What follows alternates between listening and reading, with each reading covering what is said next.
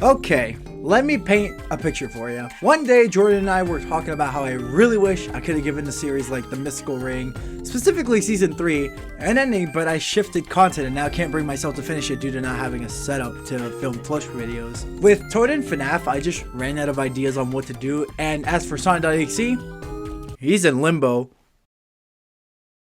In the middle of all that, I told him that I always thought that his series, The Player's Roommate, specifically the Cube Saga from season 2, was absolute peak, with the drawback being that my inclusion of it ruined it. He disagreed, and I came up with the idea to watch the entirety of the Cube Saga all the way through next time we hung out, and that's exactly what we did.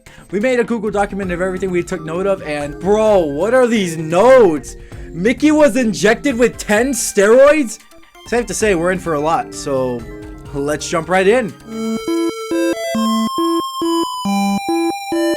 We begin with Jordan meeting with Freddy, and to jump straight into the plot, Freddy just explains what is happening. Yup, just straight to the point. How does he know this? The plot blessed him with knowledge.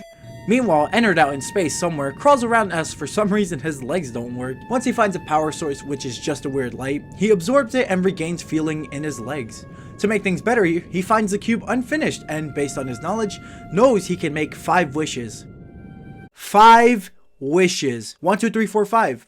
Remember this. His first wish is to restore the cube to its complete state. The wish goes through, but not to the extent he wanted, as it's incomplete, with it only missing a few pieces that he will need to find. As for now, he has 4 wishes and the episode ends. We start with Ennard checking in with his minions. He mentioned Puppet and Frost Queen, which actually do show up later, but it's me, Ice Cream. Well, we'll get to that later. Ennard is surprised to see Puppet and literally jumps at the sight of him. Ennard proceeds to use another of the cube's wishes to see the future. So he couldn't see his own defeat, or just like anything that goes wrong with his plan. He wished to see the future, and he didn't foresee anything happening. The return of UV Foxy, Steroid Mickey capturing him. Nope, doesn't see any of that. Ennard tasks Puppet with boosting up Mickey. Big mistake. He uses another wish to wish Bonnet to float to Earth, not teleport. So now we only have 2 wishes left. 2. Remember this. Ennard basically says that their base isn't a meteor, just a meteor. Bro, this is peak. Then Puppet uses instant transmission to take everyone from the meteor except Ennard, because he wasn't hanging on, to Earth. Why did Ennard waste a wish on Bonnet when Puppet can teleport? We cut to Baby and Ballora using some machine to bring back UV Foxy. It's not stated, but it's implied due to the fact that they get excited when he returns later on in the series. Apparently, Jordan's outlets have nuclear energy. Jordan is sitting on a gold mine and is still broke. You. The machine comes on, and instead of UV Foxy coming out of his portal, Nightmare Foxy, a friend of UV Foxy, and not the one that's already established in this series, comes out alongside Freddy. Like, actually Freddy. Normal Freddy. No special powers, no nothing. He's literally Freddy from Five Nights at Freddy's 1. He's so cooked, Chad. Nightmare Foxy gets interrogated by Ballora, and Nightmare Foxy talks about what was happening before he got split up from his friends, UV Foxy and Funtime Foxy. And that's the episode. This could have been a filler episode, but the ending saves it. Nothing happens until Nightmare Foxy enters Jordan's room. That's it. Okay, so basically another filler episode, but one thing I'd like to point out as we were watching this is that Jordan only had 1 Bowser figure, and although he hides it well for a few seconds, he threw all of that away with this scene. Anyways, Big Fluffer is peak or something. Next episode, bro. So Puppet flat out tells Ennard he can kill him, so that means that Ennard might be the weakest person of his entourage, and if it wasn't for the fact that he has the Cube of Existence, greatest antagonist ever. Anyways, this is where Mickey with steroids really shines. So we finally see partial results of what the Puppet has done with Mickey. Take it away, Puppet. How strong are the steroids? Oh, I give him about 10 every minute. Oh, that's not good for him. 10 every minute. No measurements, no milligrams, no nothing. Just 10. Mickey should be fucking dead. Anyways, Mickey goes on a rampage and Nightmare Foxy, not UV Foxy's friend, shows up acting like he's him, only to get demolished in seconds. As the fight drags on, the monsters just keep getting bigger and bigger, so Robo-Guy just gets bigger to stay in the fight, and Mario eats the food where Big Fluffer came from. We eventually get news coverage of the fight, and the news just name drops Mario, and only Mario. And like, it's understandable. You see that guy and you're like, bro, that's literally Mario. Eventually, Negative Foxy shows up and busts out the Hakai from Dragon Ball. Man, that would be useful in the fight with Ennard, right, Jordan? After Mario destroys a Nintendo building in downtown Phoenix, apparently, Ennard has Bonnet use her powers to mind control Funtime Freddy and Ballora to fight on their side. She then self-destructs. Wait, if Bonnet died, how are the Funtimes still under mind control? I don't fucking know. The real Bonnet suddenly shows up, and it turns out this whole time she was in Vegas. Let's go gambling! Aw, dang it. Aw, dang it. Some more fighting, and the video ends. More fighting, but then UV Foxy the GOAT finally shows up. Hey yo, why is Funtime Foxy giving head? Funtime Foxy from this series meets Funtime Foxy from wherever UV Foxy is from, and the same goes for Nightmare Foxy, and that's it. We start off the episode with Mickey pulling a master can't control his minions stereotype and beats up Ennard. Negative Foxy learns that more UV survived in their destruction of their world that never gets explained, and we find out that UV Freddy might be racist against his own kind because he instantly believes that him and UV Foxy are brothers because they're both blue. One threat of sexual assault later, and some random shy guy gets a hold of the cube and wishes for Mickey to get even more powerful. So that's the last wish, right? After Mickey Mouse busts out another form as if he was Frieza on Namek or something, we see that UV Foxy is down from the one hit he took from Mickey. Eventually, Ennard decides to just blow up the earth, but his phrasing tells me otherwise. Destroy parts of his habitable places. Wait, he used the cube for that. So much for 5 wishes. Hey Geronimo, What? the next 3 episodes are filler. After a 1-week time jump, we find out that the earth is completely dead and gone. So, that's that. Also, UV Foxy finally recovered from that hit from Mickey. Why did it take a whole week? They run into the Shy Guy tribe who have been living on this dying planet that our cast of colorful characters take refuge in. One of the Shy Guys shows Negative Foxy to their only source of water that leads to absolutely nothing. Anything can be wild. You know what? You suck. Negative Foxy decides to teleport every single Shy Guy away from this planet to who knows where out of the kindness of his heart. They were on a dying planet after all. Fair enough. Now, with the help of UV Foxy, they teleport our protagonist to a darker, colder place to get away from the hot sun of this planet. Turns out, this was a bad idea since conveniently Mickey Mouse is also here. Mickey, since the Earth exploded, has been bouncing planet to planet, blowing them up until he finds our protagonist. According to Mickey, he's done this to 50 planets. What would happen if the cube pieces were on the planets he blew up? I don't even know. UV Foxy and Negative Foxy proceed to use their powers to see the future. Wait, why didn't they do this to foresee the Earth exploding? They could have saved billions of lives! Well, no use in crying over spilled milk. They tried. No, they didn't. Tomato, tomato. No. We start this episode by watching Mickey injure a Shy Guy by breaking part of his spine. Why did you just kill an innocent person?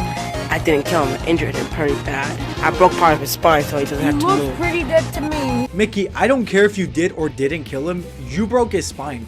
He will never be the same again. Anyways, Mickey proceeds to attack Negative Foxy and knock him out. Didn't they just see the future last episode? How did you not see this coming? Anyway, there's this awkward moment where Mickey does acrobatics in front of UV Foxy because he's trying to attack him before UV Foxy stops time. But here's some behind the scenes of this. I didn't realize back when we filmed this that Mickey moving slow motion was because Jordan wanted to act like UV Foxy stopped time. So that's why we get this awkward scene where Mickey dances around UV Foxy. Anyways, after some fighting, they run away from Mickey Mouse by teleporting elsewhere. Ever since the big fight on Earth, we finally see Ennard after so long. Somehow he's still looking for the pieces of the cube, and wait, they're right there!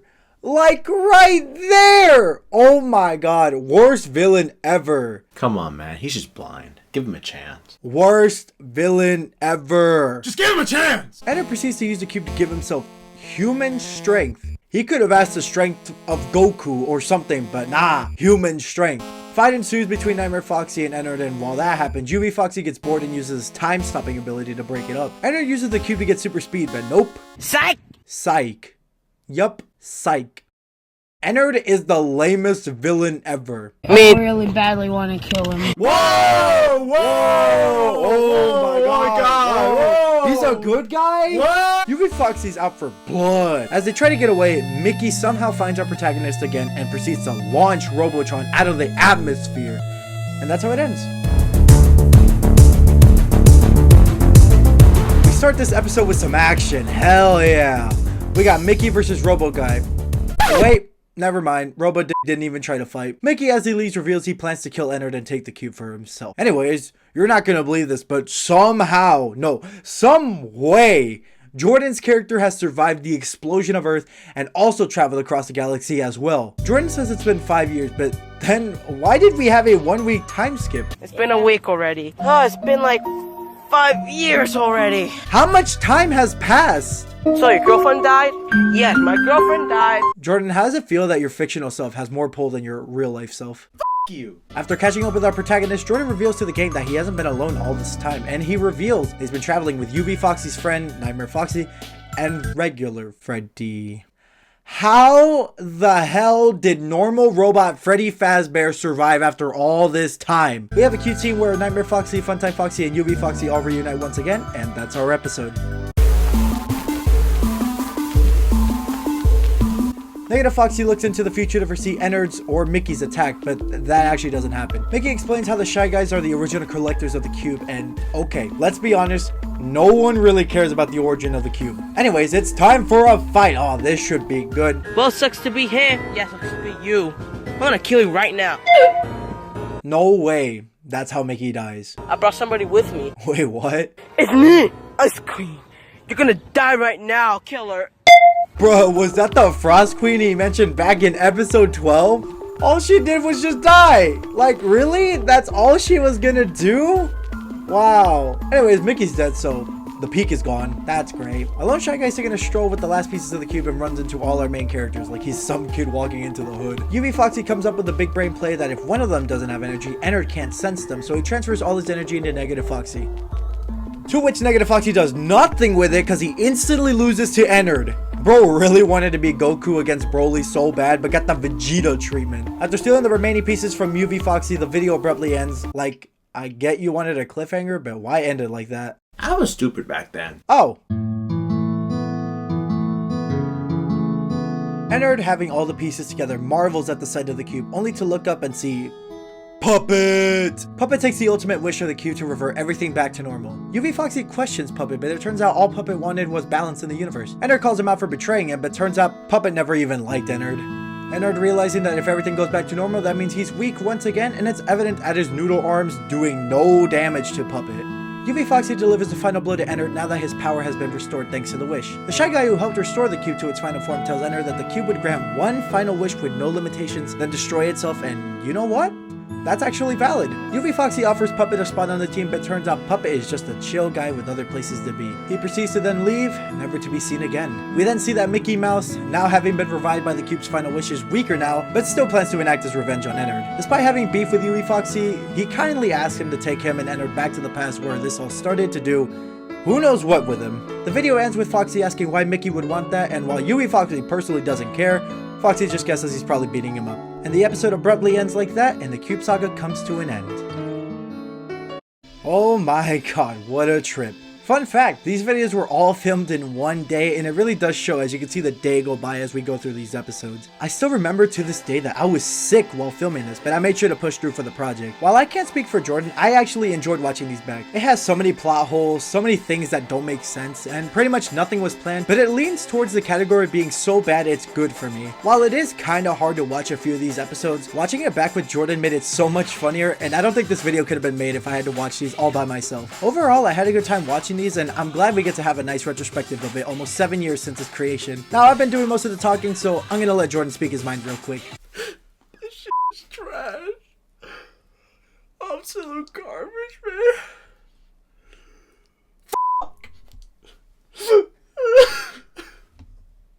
I ain't ever watching this garbage again, bro. Absolute garbage. Fuck you, this video, man. Thank you guys for watching. Check out Jordan's new channel in the description and on the end screen here. Make sure to subscribe to the channel for more content in the future. And I'll see you guys next time. Bye-bye.